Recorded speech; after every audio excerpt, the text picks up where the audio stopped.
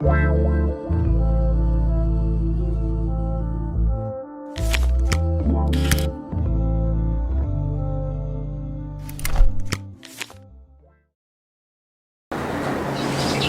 c'est la fête de Saint Antoine-Marie Zaccaria, fondateur de Barnavite.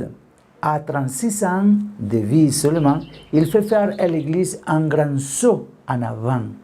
Il fonde le clerc de Saint Paul, les angéliques de Saint Paul, et qui sont les premiers exemples de sœurs en dehors de la clôture, et les Oblats de Saint Paul, un groupe de laïcs mariés dévoués à l'Évangile. Accusé d'hérésie, il conserve la douceur et l'humilité devant cette fausse accusation, mais finalement il est absous. Comme pilule, heureux le doux, car ils posséderont la terre.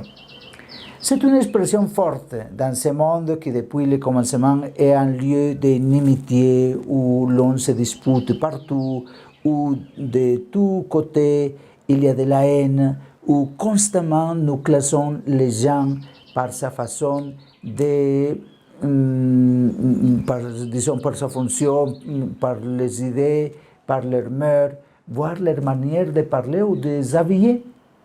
En définitive, c'est le règne de l'orgueil et de la vanité où chacun croit avoir le droit de s'élever au-dessus des autres. Néanmoins, bien que cela semble impossible, Jésus propose un autre style, la douceur. C'est ce qu'il pratique avec ses propres disciples et c'est ce que nous voyons au moment de son entrée à Jérusalem. Voici que ton roi vient à toi, modeste.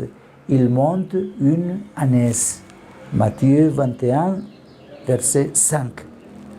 Jésus a dit en Matthieu 11, 29, « Mettez-vous à mon école, car je suis doux et humble de cœur, et vous trouverez soulagement pour vos âmes. » Si nous vivons tendus, prétentieux face aux autres, nous finissons par être fatigués et épuisés. Mais si nous regardons leurs limites et leurs défauts avec tendresse et douceur, sans nous sentir meilleurs qu'eux, nous pouvons les aider et nous évitons d'user nos énergies en lamentation inutile. Pour Sainte Thérèse de Lisieux, la charité parfaite consiste à supporter les défauts des autres, à ne point s'étonner de leurs faiblesses. C'est un grand défi pour nous tous. C'est pourquoi nous devons toujours rechercher l'humilité et la douceur. Pour arriver à être doux et humble, peut nous aider à regarder toujours le crucifié. Il est l'exemple de l'humble, du doux et du miséricordieux.